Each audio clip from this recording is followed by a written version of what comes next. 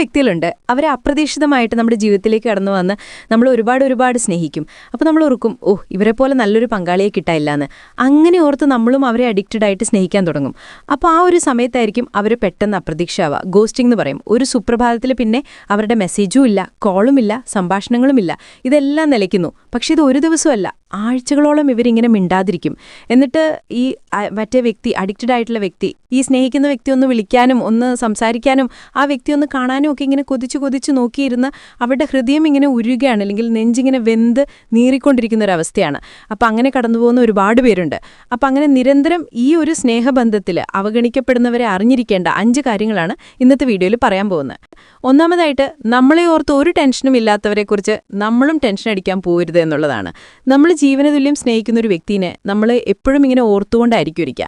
അപ്പോൾ അങ്ങനെ ഓർക്കുന്നതുകൊണ്ട് തന്നെ അവരിപ്പോൾ എന്ത് ചെയ്യുകയാണ്, അല്ലെങ്കിൽ അവർക്കിപ്പോൾ എന്ത് സംഭവിച്ചു എന്നൊക്കെ കാര്യങ്ങൾ ഓർത്തിട്ട് നമുക്കിങ്ങനെ ടെൻഷൻ അടിക്കാനായിട്ട് തുടങ്ങും.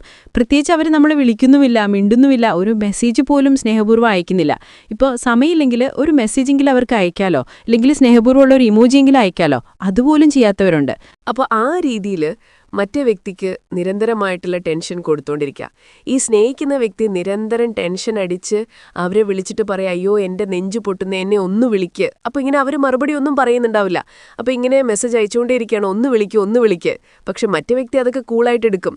ഇനിയിപ്പോൾ മിണ്ടിയാൽ തന്നെ ഇപ്പോൾ ഈ വ്യക്തി അവരുടെ വിഷമങ്ങളൊക്കെ പറയുമ്പോൾ അത് ഒരു പരാതിയായിട്ടായിരിക്കും ഇവർക്ക് തോന്നുക, അല്ലെങ്കിൽ അവരെ ഇൻസൾട്ട് ചെയ്യുന്നതായിട്ട്, അവരെ കുറ്റപ്പെടുത്തുന്നതായിട്ടാണ് തോന്നുന്നത്.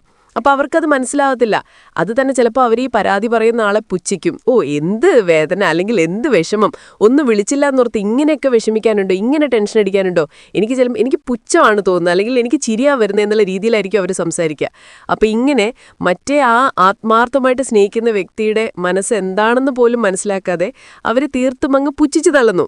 അപ്പം അങ്ങനെയൊക്കെ ഉള്ള വ്യക്തികളെ നമ്മൾ വീണ്ടും അവരെ ഓർത്തിങ്ങനെ ഉരുകിക്കൊണ്ടിരുന്നാൽ നമ്മളിങ്ങനെ ഉരുകി ഇല്ലാതാവത്തേ ഉള്ളൂ, അല്ലാണ്ട് അവർ നമ്മളെ തിരിച്ച് സ്നേഹിക്കാനൊന്നും പോകുന്നില്ല. അപ്പം അതുകൊണ്ട് നമ്മളെ ഓർത്ത് അവർക്ക് ടെൻഷൻ, ഇപ്പോൾ 1-2 ദിവസത്തെ കാര്യമല്ല ഞാൻ പറയുന്നത്, നിരന്തരം ഇങ്ങനെ അവഗണിക്കുന്നവർ നിരന്തരം ഇങ്ങനെ നമുക്ക് ടെൻഷൻ തന്നുകൊണ്ടേയിരിക്കും. അപ്പം അങ്ങനെ നമുക്കത് മനസ്സിലാവും. ഒരു 2 ആഴ്ചയൊക്കെ കഴിയുമ്പോൾ നമുക്ക് മനസ്സിലാവും ഇവർ നമ്മളെ ശരിക്കും സ്നേഹിക്കുന്നില്ല, നമ്മൾ മാത്രമാണ് ഇങ്ങനെ ടെൻഷൻ അടിക്കുന്നത്. അപ്പോൾ ചെയ്യേണ്ടത് എന്താണെന്ന് വെച്ചാൽ, നമ്മളെ ഓർത്ത് ഒരു ടെൻഷനും ഇല്ലാത്ത വ്യക്തിയെക്കുറിച്ച് നമ്മളും ഒരു രീതിയിലും ടെൻഷൻ അടിക്കാൻ പോകരുത് എന്നുള്ളതാണ്. അപ്പം നമ്മൾ വിചാരിക്കും, ഓക്കെ അവർക്ക് നമ്മളെക്കുറിച്ച് ടെൻഷൻ ഇല്ല, അതിൻ്റെ അർത്ഥം അവർക്ക് നമ്മളോടുള്ള ഒരു സ്നേഹം ഒരുപക്ഷെ നഷ്ടപ്പെട്ടിട്ടുണ്ടാവും. അപ്പോൾ എന്തിനാണ് ഞാൻ അവരെ ഓർത്ത് വെറുതെ ഉരുക, അപ്പോൾ അതുകൊണ്ട് എനിക്കും ഇനി ടെൻഷനൊന്നും ഉണ്ടാവില്ല എന്നുള്ള രീതിയിൽ നമ്മളെ തന്നെ പറഞ്ഞ് പഠിപ്പിക്കുക എന്നുള്ളതാണ് അതിനുള്ളൊരു പരിഹാരം. അപ്പം ഇനി രണ്ടാമതായിട്ട്, ആർക്കും ഓവർ കെയർ കൊടുക്കരുത് എന്നുള്ളതാണ്. അപ്പം നമ്മൾ കെയർ ചെയ്യുന്നതൊക്കെ വളരെ നല്ല സ്വഭാവമാണ്. പക്ഷേ ഈ കെയറിങ് അങ്ങ് കൂടി പോയി കഴിഞ്ഞാലുണ്ടല്ലോ, ഈ കെയർ കിട്ടുന്ന വ്യക്തിക്ക് പിന്നെ നമ്മളെ തിരിച്ച് കെയർ ചെയ്യാനും തോന്നത്തില്ല, നമ്മളോടൊരു വിലയും തോന്നത്തില്ല എന്നുള്ളതാണ്. ഏറ്റവും വലിയ ഉദാഹരണം നമ്മുടെ വീട്ടിലെ അമ്മമാർ തന്നെയാണ്. ഈ അമ്മമാർ ഈ കുഞ്ഞുങ്ങൾ ഫുഡ് കഴിച്ചിട്ട് പോകുന്ന ആ പ്ലേറ്റൊക്കെ കഴുകി വെക്കുന്നു, അല്ലേ, ഭർത്താവിൻ്റെ പ്ലേറ്റുകളെല്ലാം കഴുകി വെക്കുന്നു. അപ്പം ആദ്യമേയൊക്കെ ഞാനും കഴുകാമെന്നൊക്കെ പറഞ്ഞ് ഭർത്താവ് ചിലപ്പോൾ കൂടാനൊക്കെ ചെല്ലും. പക്ഷെ അവർ വേണ്ട ഞാൻ കഴുകിക്കോളാൻ പറഞ്ഞ ഭാര്യ ഇതെല്ലാം കഴുകി വെക്കും. അല്ലെങ്കിൽ കുട്ടികളുടെ പ്ലേറ്റ് ആണെങ്കിലും അവർ കഴുകാന്ന് പറയുമ്പോൾ അയാൾ വേണ്ട ഞാൻ കഴുകാൻ പറഞ്ഞ് കഴുകി വെക്കും. അപ്പോൾ ഇങ്ങനെ കഴുകി വെക്കും തോറും പിന്നെ ഈ കുട്ടികൾ അല്ലെങ്കിൽ ഈ ഭർത്താവ് ഒന്നും ഈ പ്ലേറ്റ് തൊടാതെ അവർ പിന്നെ കഴിച്ച പ്ലേറ്റ് ജന്മത്ത് കഴുകി വെക്കത്തില്ല. അപ്പോൾ ഈ സ്ത്രീ തന്നെ എന്നും കൊണ്ടോ ഇത് കഴുകി വെക്കണം. അതിന് അവർക്കൊരു വിലയുണ്ടാകത്തില്ല. ഇവർ ഈ പ്ലേറ്റ് കഴുകുമ്പോൾ ഒരു നന്ദി പോലും പറയത്തില്ല, അല്ലെങ്കിൽ എൻ്റെ പ്ലേറ്റ് കഴുകുന്നുണ്ടല്ലോ അങ്ങനെയൊന്നും നമ്മൾ വിചാരിക്കാനായിട്ട് പോകുന്നില്ല. കുറച്ച് കഴിയുമ്പോൾ ഈ ഭർത്താവും മക്കളും വിചാരിക്കും ഈ പ്ലേറ്റ് കഴുകേണ്ടത് ഈ ഒരു ഭാര്യയുടെ അല്ലെങ്കിൽ ഈ ഒരു അമ്മയുടെ കടമയാണ്, അവരത് ചെയ്യണം. പിന്നെ ഏതെങ്കിലും ഒരു ദിവസം അത് ഏതെങ്കിലും കാരണവശാൽ ചെയ്യാൻ പറ്റിയില്ലെങ്കിൽ പോലും ചിലപ്പോൾ ഇവർക്ക് ദേഷ്യമായിരിക്കും, അതിനെ കൈവച്ചു കഴുകാത്തേ. അപ്പോൾ പിന്നെ ഭയങ്കര അധികാരമായി അവർ തന്നെ കഴുകിവെക്കണം, അല്ല ഞങ്ങളിതൊന്നും കഴുകത്തില്ല എന്നുള്ളൊരു രീതിയിലേക്ക് അത് മാറിപ്പോവും. എന്ന് പറഞ്ഞ പോലെ സ്നേഹബന്ധങ്ങളിലും നമ്മൾ ഒരുപാട് ഒരു വ്യക്തിയെ കെയർ ചെയ്ത് കഴിച്ചോ കുടിച്ചോ എന്നൊക്കെ പറഞ്ഞിട്ട് നമ്മൾ എപ്പോഴും ഇങ്ങനെ ചോദിച്ച് ഓവർ കെയർ കൊടുത്തുകൊണ്ടിരിക്കുകയാണെങ്കിൽ തീർച്ചയായിട്ടും അത് ആ ഒരു ഓവർ കെയർ നിർത്തുക. അവരിങ്ങോട്ട് നമ്മുടെ കെയർ ചെയ്യുന്നതിനനുസരിച്ച് അതേ ലെവലിൽ തന്നെ തിരിച്ചു കൊടുക്കാവുള്ളൂ. അല്ലെങ്കിൽ നമ്മൾ മാത്രം കെയർ ചെയ്ത് കഴിഞ്ഞാൽ നമ്മുടെ ആ കെയറിന് അപ്പം നമുക്കൊരു വിലയും തരാതെയാവും. പിന്നെ അതൊക്കെ നമ്മുടെ എന്തോ കടമയായി മാറും, അവരുടെ ഇത് അവകാശമായി മാറും. അപ്പോൾ അതുകൊണ്ട് ഈ കെയർ പോലും അമിതമായി പോകാതിരിക്കാനായിട്ട് ശ്രദ്ധിക്കുക. ഇനി മൂന്നാമതായിട്ട്, ഒരു ബന്ധത്തിൽ കമ്മ്യൂണിക്കേഷൻ നിലച്ചു കഴിഞ്ഞാൽ ആ ഒരു ബന്ധം മരിക്കാൻ തുടങ്ങി എന്നുള്ളതാണ് അർത്ഥം. അധികം വൈകാതെ ആ ബന്ധം ഇല്ലാതെയായിത്തീരും, അല്ലെങ്കിൽ ആ ബന്ധം ബ്രേക്കപ്പ് ആയിത്തീരും. അപ്പം സ്നേഹബന്ധമൊക്കെ തുടങ്ങി കുറച്ചു നാൾ ചിലപ്പോൾ രണ്ടുപേരും എപ്പോഴും വിളിക്കുകയും മിണ്ടിയൊക്കെ ചെയ്യും. നല്ല കമ്മ്യൂണിക്കേഷൻ ഉണ്ട്, എപ്പോഴും ചാറ്റിങ്ങും ഒക്കെ ഉണ്ടാകും. പക്ഷേ ഏതെങ്കിലും ഒരു വ്യക്തി, ഞാൻ മുമ്പ് പറഞ്ഞ പോലെ, പെട്ടെന്ന് ഈ ഒരു ചാറ്റിൽ നിന്നും കോളിൽ നിന്നും എല്ലാം അപ്രത്യക്ഷയാവും, അല്ലെങ്കിൽ അപ്രത്യക്ഷനാകും. അപ്പം മറ്റേ വ്യക്തി ഇങ്ങനെ നെഞ്ചുരുകി കാത്തിരിക്കുകയാണ് ഈ വ്യക്തിയുടെ ഒരു കോളിന് വേണ്ടി, ഒരു മെസ്സേജിന് വേണ്ടിയിട്ട്. പക്ഷേ ഈ വ്യക്തി കൊടുത്തിട്ടില്ല. അപ്പം എന്തുകൊണ്ട് ഇങ്ങനെ തരുന്നില്ല എനിക്ക്, അല്ലെങ്കിൽ ഒരു മെസ്സേജ് തരണം, അല്ലെങ്കിൽ എന്നെ ഒന്ന് വിളിക്കണം എന്ന് താണുകയാണ് പറയുമ്പം ഇവരതിന് തയ്യാറാവത്തില്ല. എന്ന് മാത്രമല്ല, അവർ പറയും ഓക്കെ, അങ്ങനെ കമ്മ്യൂണിക്കേഷൻ, അങ്ങനെ ഒരു ദിവസം മിണ്ടിയില്ലെങ്കിലും അല്ലെങ്കിൽ ഒരു 5 ദിവസം മിണ്ടിയില്ലെങ്കിലും പ്രശ്നമുള്ള കേസൊന്നുമില്ല, സ്നേഹം പോവത്തൊന്നുമില്ല എന്നൊക്കെ പറയും. പക്ഷെ നമ്മൾ മനസ്സിലാക്കേണ്ടത്, കമ്മ്യൂണിക്കേഷൻ എന്ന് പറയുന്നത് ഒരു ബന്ധത്തിലെ ജീവവായുവാണ്. ആ ഒരു വായു നഷ്ടപ്പെട്ടു കഴിഞ്ഞാൽ ആള് മരിക്കും എന്ന് പറഞ്ഞതുപോലെ, ഈ കമ്മ്യൂണിക്കേഷൻ എന്ന് ഇല്ലാതാകുന്നോ അന്ന് തൊട്ട് ഈ ബന്ധം മെല്ലെ മെല്ലെ മരിച്ചു തുടങ്ങും. അതൊരു സ്ലോ ഡെത്താണ്. അപ്പോൾ രണ്ടിലൊരാൾക്ക് ഈ ഒരു ബന്ധം നിർത്തണമെങ്കിലും ചിലപ്പോൾ അവരെടുക്കുന്ന ഒരു പരിപാടി ഇതായിരിക്കും. അവർ നമ്മളെ ഇങ്ങനെ അവഗണിക്കാൻ തുടങ്ങും, അല്ലെങ്കിൽ വിളിക്കാതിരിക്കാൻ തുടങ്ങും. അപ്പോൾ അവരുടെ വിചാരം നമ്മൾ തന്നെ മടുത്ത് സഹികെട്ട് അവസാനം ഈ ബന്ധം ഇട്ടിട്ട് പോകാൻ വേണ്ടിയിട്ടും അങ്ങനെ ചെയ്യുന്നവരുമുണ്ട്. അപ്പോൾ ഇങ്ങനെ ബന്ധം ഇങ്ങനെ നമ്മൾ വിളിക്കാതിരുന്ന് ഒരു 4-5 ആഴ്ച ആകുമ്പോഴത്തേക്കും ഈ ബന്ധം മൊത്തമായിട്ട് അങ്ങ് മരിക്കും. പിന്നെ ഇതിപ്പോൾ ബ്രേക്കപ്പ് എന്ന് പറയേണ്ട കാര്യം പോലുമില്ല. കാരണം പരസ്പരം പിന്നെ അങ്ങോട്ട് സ്നേഹം ഉണ്ടാകത്തില്ല. ചിലപ്പോൾ ഒരു വ്യക്തിക്ക് സ്നേഹമുണ്ടാകാം. ആർക്കാണ്? എന്നെ ഒന്ന് വിളിക്കോ എന്ന് പറഞ്ഞ് ബെഗ് ചെയ്ത് നോക്കിയിരിക്കുന്ന ആ ഒരു വ്യക്തിക്ക് വളരെയധികം സ്നേഹമുണ്ടായിരിക്കും. പക്ഷേ ഈ വിളിക്കാതിരിക്കുന്ന വ്യക്തിക്ക് ആ ഒരു സ്നേഹം പോയതുകൊണ്ടാണല്ലോ അവർ വിളിക്കാതിരിക്കുന്നത്. ശരിക്കും സ്നേഹമുണ്ടെങ്കിൽ സ്നേഹമുള്ള വ്യക്തികൾക്ക് വിളിക്കാതിരിക്കാൻ പറ്റത്തില്ല എന്നുള്ളതാണ്. അതായത് നമുക്കിപ്പം എന്തെങ്കിലും പ്രശ്നമുണ്ടെങ്കിൽ നമ്മൾ സ്നേഹിക്കുന്ന വ്യക്തിയോട് അവർ ഷെയർ ചെയ്തിരിക്കും. അപ്പോൾ സ്നേഹിക്കുന്ന വ്യക്തികൾ കാരണം കണ്ടെത്തി മിണ്ടാൻ ശ്രമിക്കുമ്പോൾ, സ്നേഹമില്ലാതായിപ്പോയ വ്യക്തികൾ കാരണം കണ്ടെത്തി മിണ്ടാതാകുന്നു എന്നുള്ളതാണ്. എപ്പോഴും ബിസിയാന്ന് പറയും, അല്ലെങ്കിൽ ഇന്ന കാരണങ്ങൾ കൊണ്ട് മിണ്ടാൻ പറ്റത്തില്ല. അങ്ങനെ വെറുതെ മുടന്തി ന്യായം പറഞ്ഞ കമ്മ്യൂണിക്കേഷൻ ഇല്ലാതാകും. അങ്ങനെ ആ ബന്ധം നശിച്ചു പോകും എന്നുള്ളതാണ്. അപ്പം നമ്മളിവിടെ ചെയ്യേണ്ടത്, നമ്മളോടൊരു വ്യക്തി ഇങ്ങനെ ചെയ്യുകയാണ്, ഒരിക്കലും നമുക്ക് റെസ്പോൺസ് തരുന്നില്ല, നമ്മളോടൊരു ചാറ്റിന് തിരിച്ചൊരു റിപ്ലൈ തരത്തില്ല, അല്ലെങ്കിൽ ഒരുപാട് വൈകി മാത്രം തരുന്നു, അല്ലെങ്കിൽ ഒരിക്കലും വിളിക്കുന്നില്ല, മിണ്ടുന്നില്ല, അല്ലെങ്കിൽ നമ്മളെ വിളിച്ചാലും നമ്മളോട് സംസാരിക്കാതെ വേറെ പുള്ളിയുടെ കാര്യങ്ങൾ നോക്കി നടക്കുകയാണ്, നമ്മളോട് ഒരു വാക്ക് പോലും പറയുന്നില്ല, ഹലോ എന്ന് ചിലപ്പോൾ ഒന്ന് വെക്കുമായിരിക്കും, പിന്നെ അവരുടെ ഒച്ച പോലും കേൾക്കത്തില്ല. അപ്പോൾ അങ്ങനെയൊക്കെ പെരുമാറുമ്പോൾ നമ്മൾ എന്താണെന്ന് വെച്ചാൽ നമ്മൾ നമ്മളെ തന്നെ കൺട്രോൾ ചെയ്യുക. ഓക്കെ, ഈ വ്യക്തി വിളിച്ചില്ലേ, വേണ്ട, ഓക്കെ, ഇറ്റ്സ് ഓക്കെ എന്ന് പറഞ്ഞിട്ട് നമ്മൾ നമ്മളിലേക്ക് തന്നെ തിരിയുക. നമ്മൾ നമ്മളുടെ ക്രിയേറ്റീവായിട്ടുള്ള കാര്യങ്ങളിൽ മുഴുകുക. നമ്മൾ നമ്മളുടേതായിട്ടുള്ള സന്തോഷങ്ങൾക്ക് വേണ്ടി സമയം ചെലവഴിക്കുക.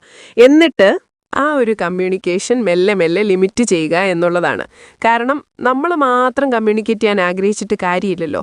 ആ വ്യക്തിയും കൂടെ തിരിച്ച് സ്നേഹിക്കാത്തടത്തോളം കാലം ഈ കമ്മ്യൂണിക്കേഷൻ കൊണ്ട് ഒരർത്ഥവുമില്ല. ആ ബന്ധം മരിച്ചു പോകും എന്നുള്ളതാണ്. അപ്പോൾ അതുകൊണ്ട് നമുക്ക് കിട്ടാത്ത ആ ഒരു കമ്മ്യൂണിക്കേഷന് വേണ്ടി നമ്മൾ കരഞ്ഞുകൊണ്ടിരിക്കേണ്ട കാര്യമില്ല. ആ ഒരു കമ്മ്യൂണിക്കേഷൻ ഇല്ലാതെ നമ്മൾ ഓക്കെ ആവുക, നമ്മളെ തന്നെ ഓക്കെ ആക്കുക, അതില്ലാതെ ജീവിക്കാൻ പരിശീലിക്കുക. അപ്പോൾ പിന്നെ ഇച്ചിരി കഴിയുമ്പോൾ ഇത് ബ്രേക്കപ്പ് ആകുമ്പോഴും നമുക്ക് പ്രത്യേകിച്ച് നോവണ്ട വരത്തില്ല എന്നുള്ളതാണ്. ഇനി 4-മതായിട്ട്, സ്വന്തം കാര്യങ്ങളോ സ്വന്തം വിശേഷങ്ങളോ ഒന്നും നമ്മളോട് പങ്കുവെക്കാൻ ആഗ്രഹിക്കാത്തവരോട് നമ്മൾ നമ്മളുടെ വിശേഷം പറഞ്ഞു വെറുപ്പിക്കരുത് എന്നുള്ളതാണ്. ഈ പറഞ്ഞ പോലെ നമ്മളോട് സ്നേഹം നശിച്ചു പോയിട്ടുള്ള നമ്മുടെ പങ്കാളി ഒരുപക്ഷെ നമ്മളെ ഇങ്ങനെ വിളിക്കാതിരിക്കും, മിണ്ടാതിരിക്കും, അവരുടെ ഒരു വിശേഷവും നമ്മളോട് പറയത്തില്ല. അപ്പോഴും നമ്മൾ എന്തെങ്കിലും ഒരു ചെറിയ ചാൻസ് കിട്ടുമ്പോഴും നമ്മൾ അവരോട് നമ്മുടെ വിശേഷം പറയാൻ പോകും.